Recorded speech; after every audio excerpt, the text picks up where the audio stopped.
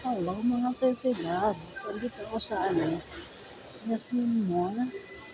Punta ako sa Manuel kasi bibili ako ng kung ano lang makain ko kasi minsan wala talaga akong makain doon. Sabi ko masok ako dito at bibili ako. Isa, nebe. Hanap tayo ng mabibili yung mura lang. Ayun po, biskuit kasi pag dumarating yung oras na wala akong makain sa kusina, so may dudukutin ako. Naghahanap ako ng sardinas. Wala akong makita. Ewan ko kung nasaan bandang sardinas.